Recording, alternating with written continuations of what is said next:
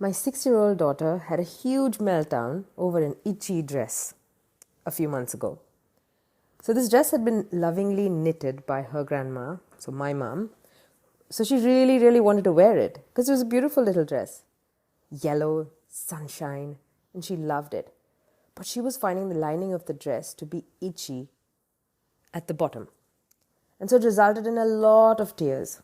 We were in a hurry to go out. We were going out somewhere for, I think it was a birthday party. And I was really losing my patience and couldn't resolve the problem. My mom's attitude was a bit different. She was very kind and she stitched on a non-itchy soft fabric under the itchy fabric so that the soft fabric was the layer closest to her skin. You should have seen the relief on my child's face.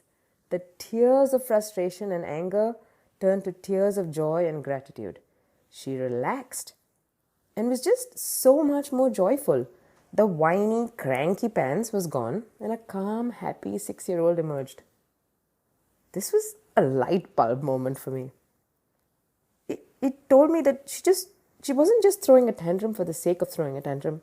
She wasn't just being fussy and trying to irritate me or whatever, She was genuinely in distress over the damn itchy dress.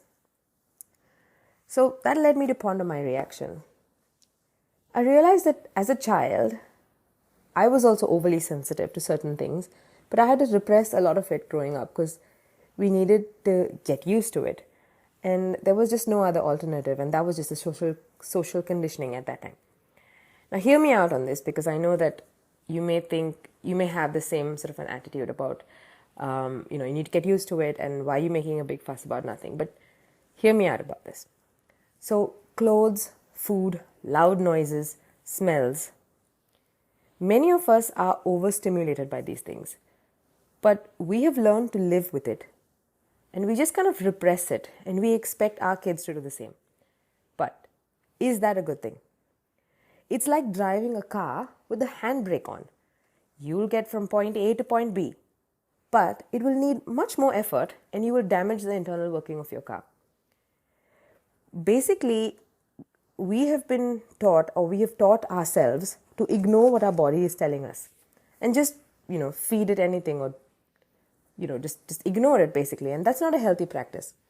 Each of us is built differently in quite a unique way, actually. Our brains work in different ways. I'm sure you agree with that. And our bodies are different too, externally and internally. There is new research that's coming up about this. I won't go into that, but basically the anatomy of our bodies might be the same, but the internal workings will differ. Just like all cars are basically the same, and yet each brand, each model, each make has their differences and their uniquenesses. So I'll leave you with this little thought to think about, okay? How can we start listening to our bodies more and undo some of the damaging effects of social conditioning? Perhaps if you have nausea or vertigo or constipation or diarrhea and bloating, consider going on a gluten-free, dairy-free diet for about a month and see if that helps. Basically, we need to be open to something different, something that is new and not been taught to us in the past. If loud noises, strong smells, certain foods cause you migraines, start paying attention to when the symptoms begin, what are the triggers, and then eliminate what is in your control to eliminate. If you are feeling worried, anxious, overwhelmed, depressed, consider looking after your mental health by seeking therapy. There is no shame in any of these things, just as there is no shame in adding a soft fabric under your itchy dress. Your car will run smoother if you acknowledge that your handbrake was on and you are now able to release it.